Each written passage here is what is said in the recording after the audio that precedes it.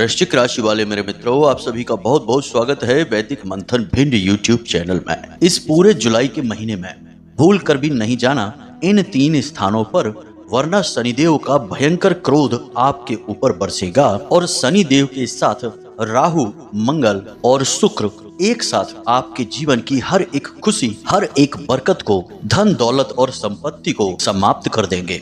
इसी के साथ साथ यदि आप समय पर नहीं संभले और इन 3 स्थानों पर आपने जाना बंद नहीं किया तो कर्जा, बीमारी, दुर्घटना, दरिद्रता और लड़ाई झगड़े आपकी जिंदगी में शामिल हो जाएंगे। और इन सब का सबसे बड़ा कारण होगा आपके द्वारा की जाने वाली यह एक भयंकर गलती कि आप गलती से ही सही लेकिन इन 3 स्थानों पर चले जाएंगे। जी हाँ मित्रों, इन 3 स्थानों पर इतनी भयंकर नकारात्मक ऊर्जा होती है कि शनिदेव इसे बिल्कुल भी सह नहीं सकते हैं और वे हर एक उस इंसान को श्राप देते हैं जो इन 3 जगहों पर भूल से भी चला जाता है। अब आप सोचेंगे कि भूल से यदि चले जाएंगे तो शनिदेव इतने क्रोधित क्यों होंगे, क्योंकि भूल से किया गया पाप का तो हर देवी देवता क्षमादान कर देते हैं। परंतु दोस्तों, हम आपको बता दें कि यह बात ठीक नहीं है। पाप चाहे भूल से किया जाए या जानबूझकर किया जाए, पाप तो पाप होता है। अब बिजली के तार को चाहे आप भूल से छुएं या जानबूझकर छुएं, करंट तो आपको लगेगा ही। इसी प्रकार यदि आपने कोई ऐसा कर्म किया है जो शास्त्रों के और देवीय शक्तियों के अनुकूल नहीं है तो आपको उस कर्म का फल तो भोगना ही होगा। इसीलिए हम आपसे कह रहे हैं कि इस जुलाई के महीने में आपको बहुत अधिक सतर्क रहना है। अब इसका कारण यह है कि आपके जीवन में 2 बहुत बड़ी समस्याएं खड़ी हो गई हैं ग्रहों को देखते हुए। पहली तो यह है कि 29 जून से शनि वक्रीय चाल चल रहे हैं, जो कि बहुत अधिक सावधानी से रहने वाला समय होता है। वैसे तो शनिदेव की दृष्टि ही वक्री होती है, लेकिन अब उनकी चाल भी वक्री हो गई है, जो कि उनके प्रभाव को 2 गुना कर देती है। इसी के साथ साथ मंगल भी इस पूरे जुलाई के महीने आपकी राशि में भारी रहने वाले हैं। अब शुक्र और शनि की यदि बात की जाए तो दोनों परम मित्र होते हैं और बुध भी शनि के मित्र हैं।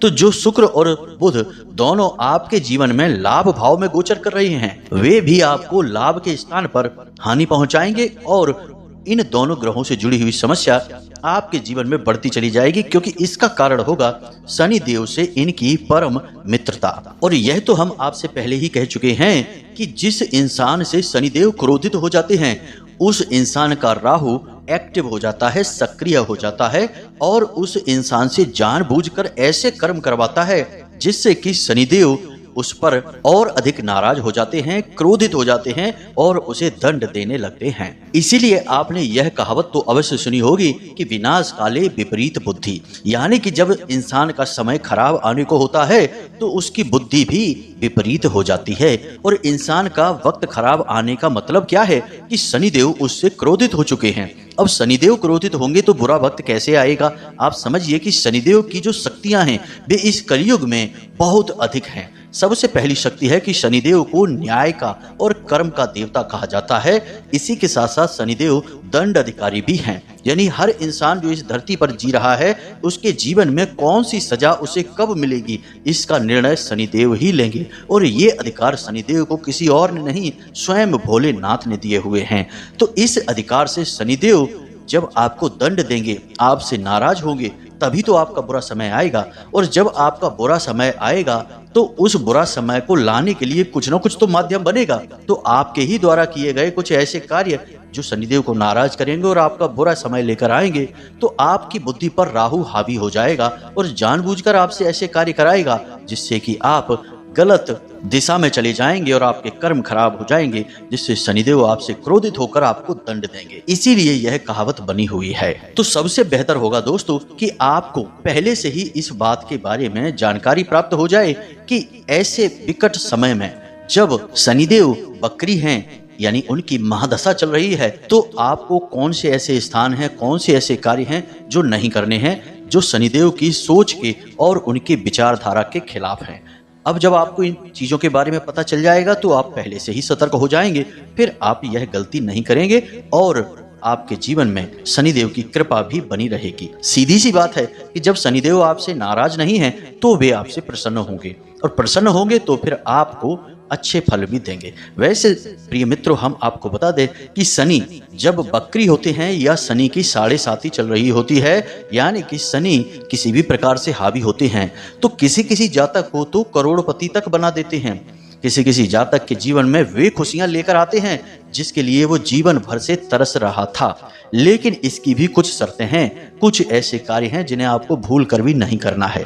अब शनिदेव की महादशा के समय में आपको क्या करना है, इससे ज्यादा ख्याल इस चीज का रखना पड़ता है कि क्या नहीं करना है, क्योंकि शनिदेव बहुत ज्यादा क्रूर हैं। एक बार जब गुस्सा हो गए तो फिर प्रसन्न कर पाना बहुत अधिक मुश्किल हो जाता है। इसीलिए प्रिय बंधुओं, हम बार बार आपसे एक ही बात कह रहे हैं कि चाहे कुछ भी हो जाए, कोई भी ऐसा कार्य नहीं करना है जिससे कि शनिदेव क्रोधित हो जाएं, वरना सब किए कराए पर पानी फिर जाएगा और आपकी हर योजना चौपट हो जाएगी, आपका जीवन बर्बाद होते देर नहीं लगेगी। प्रिय बंधुओं, इस वीडियो में जो जानकारी हम आपको दे रहे हैं उसके लिए हमने शास्त्रों की गहराई से विशेष ज्ञान को निकाला है, आपके ग्रहों की चाल का पूर्ण अध्ययन किया है और संपूर्ण ज्योतिषीय आकलन के आधार पर आपकी कुंडली का सही विश्लेषण करने के आधार पर सारी ज्ञान की बातें आपको बता रहे हैं। हमने इस वीडियो को बनाने में बहुत मेहनत की है। हमारी पूरी टीम के साथ मिलकर हमने प्रयास करके आपके लिए सर्वोत्तम से सर्वोत्तम ज्ञान देने की कोशिश की है।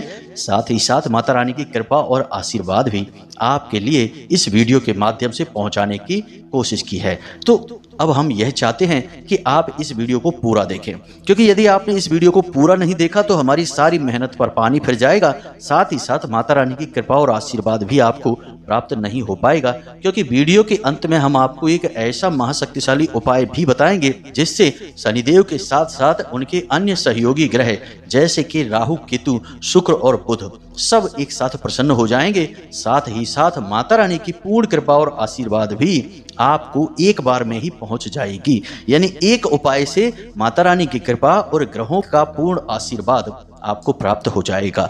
तो उस उपाय को आपको अवश्य देखना होगा, तभी आपका यह वीडियो देखना और हमारा इस वीडियो को बनाना सार्थक सिद्ध हो पाएगा। तो उम्मीद है मित्रों कि आप हमारी बातों को समझ रहे होंगे। हमारे वीडियो में केवल ठोस और सच्चा ज्ञान दिया जाता है, यहाँ फिजूल की बातें करके हम समय खराब नहीं करते हैं। तो चलिए मित्रों, बिना समय खराब किए आज के इस वीडियो की शुरुआत करते हैं। लेकिन इससे पहले हम चाहेंगे कि आप माता रानी को और शनिदेव को आभार अवश्य व्यक्त करें, क्योंकि यह वीडियो शनिदेव को ही समर्पित है। तो कमेंट बॉक्स में लिखें जय मां भद्रकाली कृपा करो, तो माता रानी की आपको पूरी कृपा और आशीर्वाद मिलेगा। साथ ही साथ जय शनिदेव भी अवश्य लिखें, शनिदेव भी आपसे प्रसन्न होंगे। इसी के साथ साथ माता रानी के इस दास का आपसे एक छोटा सा निवेदन और है कि यदि आप इस चैनल पर पहली बार आए हैं तो आप इसे सब्सक्राइब करके बगल में जो घंटी का निशान है उसे भी अवश्य दबा ही दें। ऐसा करके आप हमारे और माता रानी के दिव्य परिवार के सदस्य बन जाएंगे और इसके बाद जो भी माता रानी की सेवा में पूजा पाठ अनुष्ठान हम करते रहते हैं उन सबका कुछ ना कुछ आंशिक फल आपको अवश्य प्राप्त होगा। साथ ही साथ माता रानी की दिव्य और कृपा तो आपके साथ रहेगी ही रहेगी। तो चलिए जल्दी से चैनल को सब्सक्राइब करिए, फिर आगे बढ़ते हैं। तो चलिए दोस्तों शुरू करते हैं। अब सबसे महत्वपूर्ण बात दोस्तों, आपको इस पूरे जुलाई के महीने कुछ समस्याएं हैं जिनसे लगातार जूझते रहना पड़ेगा। पहली समस्या रहेगी आपके शरीर, आपके स्वास्थ्य को लेकर। 2-3 समस्याएं हैं जो आपके शरीर में लगातार बनी रहेंगी एक के बाद एक। पहली समस्या कि आपके शरीर में भारीपन, सुस्ती, थकान, आलस और हल्का बुखार और हरारत जैसी बनी रहेगी। जी हाँ मित्रों, आप चाहकर भी इस आलस, थकान और सुस्ती से छुटकारा प्राप्त नहीं कर पाएंगे, क्योंकि इन सब के अधिपति शनिदेव हैं और शनिदेव खुद ही बकरी चल रहे हैं, यानी और धीमे हो गए हैं। बकरी चाल का मतलब होता है धीमे चलना, तो और धीमे हो गए हैं। तो अब आप समझिए कि जब शनिदेव खुद ही बहुत धीमे चल रहे हैं तो उनके प्रभाव से आप तो धीमे रहेंगे ही, तो यानी कि यह उनकी ही दशा है, उनका ही प्रभाव है। दूसरा कि आपके शरीर का ताप थोड़ा सा बढ़ा रहेगा। अब आपके मन का भी ताप बढ़ेगा। अब शरीर का ताप बढ़ने से मतलब है कि आपको शरीर में गर्मी का बहुत अधिक एहसास होगा। जी मित्रों, आपको ऐसा लगेगा जैसे आपके शरीर में गर्मी एकदम से बढ़ रही है। इसी के साथ साथ आपके मन का भी ताप बढ़ेगा, यानी कि आपको बात बात पर क्रोध और चिड़चिड़ाहट आएगी, आपकी झुंझलाहट बढ़ती चली जाएगी। जरा सा काम नहीं बनेगा और आपके मन में क्रोध भर जाएगा। किसी की जरा सी बात आपके साथ जरा सी खटपट होगी और आपको उस पर क्रोध आने लगेगा। जी हाँ मित्रों, अब शरीर की जो ताप है वह तो ठीक है, लेकिन मन का ताप आपके लिए खतरनाक है। यह आपके लिए समस्याएं खड़ी करेगा। तो ऐसे में आपको क्या करना है? सबसे पहला काम ऐसे में कि आपको किसी के साथ बहसबाजी में नहीं पड़ना है। ज्यादा बातें किसी के साथ ना करें। इस पूरे जुलाई के महीने सबसे बड़ी सावधानी और सबसे बड़ी सलाह आपको यही है कि आप अपने काम पर ध्यान दें। जो भी कार्य आप कर रहे हैं, काम धंधा व्यापार नौकरी जो भी कुछ आप कर रहे हैं, बस अपने काम पर पूरा फोकस बनाकर रखें। इधर उधर बिल्कुल भी अपने मन को ना भटकाएं। यह पूरा महीना वैसे भी आपका मन इधर उधर के कार्यों में अधिक भटकेगा। जी हाँ मित्रों, आप जिस कार्य को कर रहे हैं उस काम में मन नहीं लगेगा और उस काम से रुचि भी आपकी समाप्त होने लगेगी। एक समय पर आपको ऐसा भी लग सकता है कि अब इस काम में कुछ भी नहीं रखा है, इसमें दम नहीं है, इस काम को छोड़ देते हैं, किसी अन्य कार्य को शुरू कर देते हैं जिसमें अधिक लाभ होगा। लेकिन यह आपका वहम है, शनिदेव का प्रभाव है, इसे आप मानकर चलिए। ऐसा आपको महसूस होगा, जरूर महसूस होगा। दूसरी समस्या कि आपके शत्रु इस महीने में सक्रिय हो जाएंगे। पुराने शत्रु, छुपे हुए शत्रु आपसे बहुत अधिक शत्रुता मानेंगे, आपके खिलाफ काम करेंगे, आपकी चुगलियां कर सकते हैं, आपको ऐसी जगह ले जाकर फंसा सकते हैं जहां से निकलने का रास्ता मुश्किल होगा। या फिर आपके छुपे हुए शत्रु जो अपनों में ही हैं, वे आपको ऐसी योजनाओं में, ऐसी तरकीबों में फंसाने की कोशिश करेंगे जहां आपका समय और पैसा दोनों बर्बाद हो जाएगा। तो क्या कर रहे हैं आप सबसे पहली चीज कि किसी पर भी अंधा विश्वास ना करें, आंख बंद करके किसी पर भी भरोसा ना कर लें। दूसरा कि किसी की सलाह से कोई भी कार्य ना करें। जी हाँ मित्रों, बेशक आप उसकी सलाह को मान लें, लेकिन पहले उसे अपनी बुद्धि, अपने विवेक से अच्छी तरह से परखें। कोई कह रहा है कि इस जगह पैसा लगा दो, बाजार में इस जगह व्यापार कर लो, ये इस जगह पैसा खर्च कर लो, इस चीज़ को खरीद लो, इसे बेच दो। अच्छी बात है, उसकी सलाह को आप सुनें, लेकिन उस सलाह को अच्छी तरह से मनन करें और जब आपको स्वयं को ठीक लगे तो ही उस कार्य में आगे बढ़ें। आंख बंद करके किसी की सलाह मानकर आगे बढ़ना आपके लिए बहुत अधिक खतरनाक हो जाएगा, क्योंकि वह आपके शत्रुओं के द्वारा बिछाया गया जाल भी हो सकता है जिसमें आप फंसकर रह जाएंगे। इस जुलाई के महीने में आपके कोई कानूनी विवाद यदि अटके पड़े थे तो वे कानूनी विवाद भी सक्रिय हो उठेंगे और उनमें भी कुछ ऐसी बातें उठकर सामने आएंगी जो आपको परेशान करेंगी। यानी कानूनी मामलों में भी आप उलझ कर रह सकते हैं। अब रुपए पैसे के लेन देन को लेकर भी समस्याएं हो सकती हैं। समय पर आप किसी का पैसा वापस नहीं कर पाएंगे और दूसरे भी आपका पैसा आपको समय पर दे नहीं पाएंगे, जिससे बाजार में आपकी छवि खराब होने लगेगी। लोग आपके बारे में नकारात्मक बातें करेंगे और फैलाएंगे, इससे आपकी छवि खराब होगी, इससे आपके हाथ में आए हुए सौदे भी निकल सकते हैं। तो थोड़ा इन सब बातों पर गौर करें और अपनी जो व्यापार की बातें हैं, अंदर की बातें हैं, उन्हें जग जाहिर ना होने दें। किसी से भी चर्चा ना करें कि आपके जीवन में, आपके व्यापार में कैसी स्थितियां बनी हुई हैं। अपने आप स्थितियां बिगड़ी हैं तो बन भी जाएंगी, आप प्रयास करेंगे तभी बनेंगी। किसी से बता देने से कुछ भी नहीं होता है, बस अपने रहस्य बाहर जरूर आ जाते हैं, जिससे बाद में फिर परेशानियां खड़ी होती हैं। अब सबसे बड़ी सलाह, आपको 3 काम हैं जो इस महीने में भूल कर भी नहीं करने हैं। पहला काम कि आपको क्रोध नहीं करना है। क्रोध आपको आएगा जरूर, चीजों पर, परिस्थितियों पर या अपने आप पर भी आ सकता है, तो क्रोध आपको नहीं करना है। दूसरा, किसी भी चीज की टेंशन नहीं लेनी है, हद से ज्यादा तनाव नहीं लेना है, चिंतन करना है, मंथन करना है, चीजों के बारे में विचार करना है, लेकिन टेंशन नहीं लेनी है। तीसरा कि भक्ति के मार्ग को नहीं छोड़ना है, यानी भगवान से आप जितना प्रेम करते हैं, उनकी जितनी भक्ति करते हैं, उसे ज्यों का त्यों बनाकर रखना है। जी हाँ मित्रों, यह आपके लिए रामबाण होगा। हर मुसीबत से बाहर निकलने का मार्ग एकमात्र भगवान की भक्ति ही आपके लिए साबित होगा।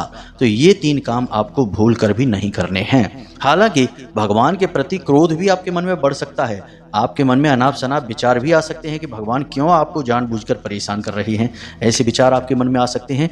तभी हम कह रहे हैं कि ऐसे किसी विचार को मन में ना आने दें। सब समय का फेर होता है, ग्रहों की चाल होती है, भगवान कभी किसी को कोई कष्ट नहीं देते हैं। तो इन सब बातों के चक्कर में ना पड़े, बस भगवान की भक्ति को मन में बसा कर रखेंगे। तो यह तो था आपका जुलाई का राशिफल। अब हम आपको बताते हैं उन 3 स्थानों के बारे में जहां पर आपको भूले से भी नहीं जाना है, गलती से भी नहीं जाना है, वरना आप बहुत पछताएंगे, क्योंकि शनिदेव आपके ऊपर भयंकर क्रोध बरसाएंगे और आप फंस जाएंगे। एक बार शनिदेव आपसे नाराज हुए तो फिर किसी भी देवी देवता की पूजा पाठ और किसी भी प्रकार के कर्म का सही फल आपको प्राप्त नहीं होगा, बाधाएं उत्पन्न होंगी। तो अब ध्यान से सुनिए, सबसे पहला स्थान वह है शनिदेव का मंदिर। वहां पर आपको भूल कर भी नहीं जाना है। अब आप सोच रहे होंगे कि यह हम क्या कह रहे हैं, यह तो बड़ी विचित्र बात हो गई। शनिदेव के मंदिर नहीं जाएंगे तो कहाँ जाएंगे? शनिदेव फिर प्रसन्न कैसे होंगे? तो अब ध्यान से सुनिए हमारे शास्त्र क्या कहते हैं। शनिदेव साधारण देवता नहीं है, सामान्य देवी देवताओं की तरह शनिदेव की पूजा नहीं होती है। इसीलिए आपने देखा होगा कि हमारे घरों में शनिदेव की कभी भी मूर्ति या फोटो नहीं रखी जाती है, इसका निषेध है। तो आपको क्या करना है, इसे ध्यान से समझिए, हमारी बातों को बस यूं ही मत समझना, हम गहराई से सारा ज्ञान आपको दे रहे हैं, इसे बिल्कुल कॉपी पेन लेकर नोट कर लेना। तो अब शनिदेव का ऐसा मंदिर जिसमें कि शनिदेव की मूर्ति है, इस मंदिर में आपको भूल कर भी नहीं जाना है, क्योंकि यह आज की नए जमाने की सोच का नतीजा है। बाकी शास्त्रों में ऐसा कहीं भी नहीं लिखा है कि शनिदेव के मंदिर में मूर्ति होनी चाहिए। जी नहीं मित्रों, शनिदेव के मंदिर में शनिदेव का शिला स्वरूप होता है। जी हाँ मित्रों, शनिदेव का असली स्वरूप शिला स्वरूप होता है। अब इसका शास्त्रों में कारण क्या है आप समझिए। शनिदेव को उनकी स्वयं की पत्नी ने ही यह श्राप दिया है कि जिस इंसान पर भी शनिदेव की दृष्टि पड़ेगी उसका जीवन बर्बाद हो जाएगा, यानी कि शनिदेव की दृष्टि बकरी हो जाएगी। यह श्राप उन्हें लगा हुआ है। और जब शनिदेव की मूर्ति होगी तो उसमें जो उनकी आंखें हैं और दृष्टि है वह तो हर आने जाने वाले इंसान पर पड़ेगी ही, और जब हर इंसान पर उनकी दृष्टि पड़ेगी तो उसका जीवन बर्बाद तो होगा ही। इसीलिए शनिदेव की फोटो या मूर्ति घरों में नहीं रखी जाती है, इसीलिए शनिदेव की दृष्टि से ठीक सामने पड़ने से बचा जाता है। अब आप समझिए कि किसी ऐसे मंदिर में आप चले गए जहां पर शनिदेव की मूर्ति लगी है और आपने जाकर शनिदेव की पूजा पाठ की, लेकिन शनिदेव की दृष्टि तो आप पर पड़ ही गई है। अब शनिदेव की दृष्टि का नतीजा क्या है? आपका जीवन बर्बाद हो जाएगा। जी हाँ मित्रों, यह बहुत गहरी बात है, शास्त्रों से ली गई है, कोई सामान्य बात नहीं है, लेकिन लोग इसका मतलब शायद समझ ही नहीं पाएंगे, इसीलिए वे हमारी बात को हल्के में ले लेंगे। तो अब आप ऐसे में क्या करें? शनिदेव के ऐसे मंदिर में जाइए जिसमें शनिदेव का शिला स्वरूप विद्यमान है, वही असली स्वरूप है। दूसरा कि शनिदेव के मंदिर में जब आप प्रवेश करते हैं तो सीधे यूं ही प्रवेश नहीं कर जाना है, अपने हाथों को पीछे रखकर कैदियों की तरह, मुजरिमों की तरह आपको प्रवेश करना होगा, क्योंकि शनिदेव की दृष्टि में दुनिया का हर इंसान किसी न किसी गलती की वजह से एक गुनहगार है। तो गुनहगार की तरह ही आपको जाना होगा, शनिदेव से आपको क्षमा मांगनी होगी हर उस कार्य के लिए, हर उस गलती के लिए जो आपने अनजाने में की है या जानबूझकर की है। तो आपको एक गुनहगार की तरह अपने हाथ पीछे करके सिर झुकाकर जमीन की ओर देखते हुए जाना है, न कि सीधे शनिदेव की दृष्टि से दृष्टि मिला लेनी है। अब आपको जाकर सामने खड़े नहीं होना है शनिदेव के, अंदर मंदिर में जाकर बाईं ओर या दाहिनी ओर, कोशिश करें कि बाईं ओर, मूर्ति के बाईं ओर खड़े हों या शिला स्वरूप के बाईं ओर खड़े हों। इसी के साथ साथ जितनी भी पूजा पाठ शनिदेव की करें, सिर झुकाकर आंखों को नीचे रखकर ही करें, और सारी पूजा पाठ समाप्त होने के बाद भी आपको सिर ऊपर नहीं उठाना है। इसके बाद आपको उल्टे पैर वापस आना है, शनिदेव को अपनी पीठ भूलकर भी नहीं दिखानी है, उल्टे पैर उसी प्रकार हाथ अपने पीछे रखकर और सिर झुकाकर कंधे नीचे करके वापस चलना है और मंदिर से बाहर निकलना है। लेकिन यह भी आप वहां करेंगे जहां पर शिला स्वरूप विद्यमान है। यदि मूर्ति स्वरूप है तो आपको उस मंदिर में जाना ही नहीं है, वहां पर तो जाना ही निषिद्ध है। अब यदि ऐसा कोई मंदिर है ही नहीं जहां पर शनिदेव का शिला स्वरूप विद्यमान है, क्योंकि आजकल तो फैशन का जमाना है, मंदिरों में भी फैशन हो गई है भगवानों के नाम पर, तो शायद ऐसा कोई मंदिर ना हो आपके आसपास। तो ऐसे में आप क्या करें? तो ऐसे में आप किसी ऐसे मंदिर में जाइए जहां पीपल का वृक्ष स्थापित होता है, लगा होता है।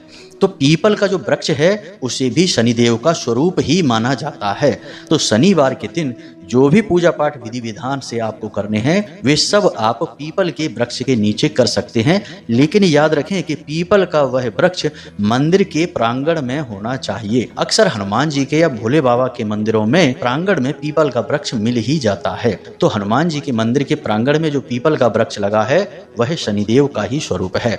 तो उस वृक्ष के नीचे आपको जाना है और वहां आप दीपक जलाएं शनिदेव के नाम से, और वहां पर आप शनिदेव का ओम शम शनिश्चराय नमः इस मंत्र का जाप करें। जी हाँ मित्रों, बस इतना सा आपको करना है। साथ ही साथ यदि आप चाहें तो छाया दान भी कर सकते हैं। इतना करें आप, बाकी आपकी पूजा पाठ सब सार्थक होगी। शनिदेव आपसे बहुत प्रसन्न होंगे। अब यह शनिदेव जानबूझकर नहीं करेंगे कि आप उनके मंदिर गए और उन्होंने आपको श्राप दे दिया, वो आपसे नाराज हो गए। यह तो उनकी दृष्टि है जो श्राप के कारण बकरी हो चुकी है। तो जैसे ही आप जाएंगे और आपके जीवन में बर्बादी आ जाएगी। जी हाँ मित्रों, यह कड़वा सच है, लेकिन लोगों को हजम करने में समस्या होती है, क्योंकि शास्त्रों की सच्ची और अच्छी बातें लोग जानते कहाँ हैं। आजकल तो लोग केवल फैंसी, बनावटी और दिखावटी बातों में ज़्यादा रहते हैं। लेकिन हम तो आपको सच्चा ज्ञान देंगे, क्योंकि हमें माता रानी का आदेश है कि जो बातें बोलनी हैं वे सच होनी चाहिए। झूठी और पाखंड बातें हमें नहीं करनी हैं। तो यह तो पहला स्थान हो गया। उम्मीद है आप इस बात की गहराई को समझ चुके होंगे। अब बात करते हैं दूसरे स्थान की। अब दूसरा स्थान वह स्थान है जहां पर की हिस्सेदारी को लेकर बहस हो रही है या लेन देन को लेकर किसी प्रकार का विवाद चल रहा है। चाहे भले ही कोई आपको बुलाए कि हमारा विवाद है, जरा इसे सुलझाने में हमारी मदद करो। क्योंकि ऐसा अक्सर होता है कि लोग अपने मित्रों को, साथियों को बुला लेते हैं अपने विवादों को। जैसे परिवार के विवाद हैं, प्रॉपर्टी का लेन देन है, पैसे रुपए का लेन देन है, इन सारे विवादों को सुलझाने के लिए अपनों को बुला लेते हैं। लेकिन आपको ऐसी जगह पर भूल कर भी नहीं जाना है, क्योंकि अभी शनि बकरी चाल में है और शनि की महादशा भी चल रही है। तो ऐसी स्थिति में आप किसी के यहाँ किसी प्रकार का भी न्याय नहीं कर सकते हैं। यह अधिकार आपके पास है ही नहीं। यह अधिकार तो स्वयं शनिदेव के हाथों में है। तो आप भूल कर भी किसी के यहाँ ना जाएं किसी के विवाद को सुलझाने के लिए। आप यदि ऐसी जगह पर जाते हैं तो आप शनिदेव के दोषी बन जाते हैं, क्योंकि आप वही कार्य करने लगेंगे जो कार्य शनिदेव स्वयं कर रहे हैं। तो क्या भगवान और भक्त एक ही कार्य कर सकते हैं? भगवान ने इस संसार को बनाया है, क्या भक्त इस संसार को बना सकता है? नहीं। भक्त भगवान के बनाए हुए नियमों का पालन करेगा। तो यही आपको करना है। आप न्याय के मार्ग पर चलेंगे, लेकिन न्याय की बातों में आप शामिल नहीं होंगे। यानी कि किसी के लिए न्याय आप करेंगे नहीं, आप न्याय के नियमों का पालन करेंगे। तो उम्मीद है कि आप समझ रहे हैं कि हम आपसे क्या कहना चाहते हैं। यानी कि जहां किसी प्रकार का विवाद चल रहा है, झगड़ा चल रहा है, आपको उसे सुलझाने के नियत के साथ नहीं जाना है। तो अब बात करते हैं तीसरे स्थान की। जी हाँ मित्रों, यह और भी अधिक महत्वपूर्ण है, जरा इसे ध्यान से समझना। आजकल के दौर में लोग इस बात को फैशन बना चुके हैं कि वे अपने धर्म को या किसी अन्य धर्म को, अपने भगवानों को या किसी अन्य के भगवानों को, दूसरे धर्म के भगवान हो चाहे अपने भगवान हो, यानी कि ईश्वर के किसी भी स्वरूप का अनादर कर रहे हैं, अनर्गल बातें कर रहे हैं, धर्म का अपमान कर रहे हैं, अधर्मी बातें कर रहे हैं। ऐसे स्थान पर आपको भूल कर भी नहीं जाना है, ना ही वहां ठहरना है। यदि आप ऐसे स्थान पर बैठे हैं जहां अचानक से लोग ऐसी बातें करने लगे जो कि भगवान का अपमान हो, उनकी भक्ति मार्ग के खिलाफ हो, यानी अधर्मी बातें, भगवान का अपमान करने वाली बातें करने लगे, तो या तो आप उनकी बातों को वहीं रोक दें, यदि रोक नहीं सकते तो आप तुरंत उस स्थान को छोड़ दें। अब इसका कारण क्या है? इसका कारण सबसे बड़ा यह है कि शनि देव स्वयं भगवान के बहुत बड़े भक्त हैं। जी हाँ मित्रों, भगवान श्री कृष्ण की भक्ति में डूबे रहने के कारण ही तो उन्हें श्राप प्राप्त हुआ था उनकी पत्नी के द्वारा। जी हाँ मित्रों, तो जो इतना बड़ा भक्त भगवान का है कि उसे भक्ति के कारण ही श्राप प्राप्त हो गया, तो वह यह कैसे बर्दाश्त कर सकता है कि कोई किसी भी भगवान, किसी भी धर्म या किसी भी भक्त का अपमान कर रहा हो? यह बिल्कुल ही शनिदेव की सोच के पूर्ण रूप से खिलाफ है। तो आपको भूल से भी ऐसे स्थान पर नहीं जाना है जहां लोग ऐसी बातें करते हैं, जहां लोग इस तरह की विचारधारा का समर्थन भी कर देते हैं कि वे कह दें कि हाँ ठीक है, ये भगवान तो ऐसे हैं, वैसे हैं, ये है, वो है। ऐसा यदि कोई कह भी देता है तो आपको उस इंसान का साथ भी तुरंत त्याग देना है। और यदि आप ऐसा नहीं करते हैं, आप सोचें कि हम तो नहीं कह रहे हैं, हमें क्या है, दूसरे ही तो कह रहे हैं, उन्हें कहने दो, क्या फर्क पड़ जाता है। यदि आप ऐसा सोच के वहां बैठे रहते हैं तो उस स्थान से उत्पन्न होने वाली दूषित ऊर्जाएं आपकी ऊर्जा क्षेत्र को भी दूषित करेंगी और आपके मन को भी दूषित करेंगी। इसलिए आपको उस स्थान को तुरंत छोड़ देना है, वरना शनिदेव का क्रोध आपके ऊपर बरसेगा ही। जी हाँ मित्रों, तो ये तो थी ये 3 स्थानों की बातें। अब हम आपको बताते हैं उस महाशक्तिशाली उपाय के बारे में। तो ध्यान से सुनिए इस उपाय को। मित्रों, यह उपाय एक मंत्र है और इस मंत्र का नाम है नवाड़ मंत्र। जी हाँ मित्रों, नवाड़ मंत्र बहुत ही शक्तिशाली मंत्र है और इस मंत्र में सभी दैवी शक्तियां यानी कि शक्ति के सभी रूप समाहित होते हैं। यह असल में माँ दुर्गा का विशेष मंत्र है, लेकिन इसमें माता दुर्गा के समस्त रूप जैसे कि माँ काली हैं, भद्रकाली हैं, चामुंडा हैं, छिन्नमस्ता हैं, कूष्मांडा हैं, जितने भी 9 देवियों के रूप हैं सब इसी में समाहित होते हैं। तो यह देवी शक्ति के लिए बहुत ही शक्तिशाली मंत्र है। तो आपको इस मंत्र का प्रयोग करना है। साथ ही साथ जो 9 ग्रह हैं वे सभी 9 ग्रहों की शक्ति इस एक मंत्र में समाहित होती है। इस मंत्र का एक एक अक्षर एक एक ग्रह को प्रदर्शित करता है। जी हाँ मित्रों, उदाहरण के लिए हम आपको बता दें कि इस मंत्र में पहला अक्षर है एम, जो सूर्य को और देवियों में शैलपुत्री को दिखाता है। दूसरा अक्षर है ह्लीम, जो चंद्रमा को और देवी की दूसरी शक्ति ब्रह्मचारिणी को दिखाता है। और तीसरा अक्षर है क्लीम, जो कि चंद्रघंटा देवी को दिखाता है। इसी प्रकार ग्रहों में यह मंगल को दिखाता है। तो इसी प्रकार एक एक अक्षर में एक एक ग्रह और एक एक दैवी शक्ति समाहित है। तो आप यहीं से अंदाजा लगा लें कि यह मंत्र कितना शक्तिशाली है। तो अब आपको क्या करना है, यह ध्यान से सुनिए कि आपको किसी भी शनिवार के दिन बाजार से एक नारियल लाना है, लाल कपड़ा और लाल धागा लेकर आना है, लाल रंग का ही प्रसाद और लाल पुष्प लेकर आना है।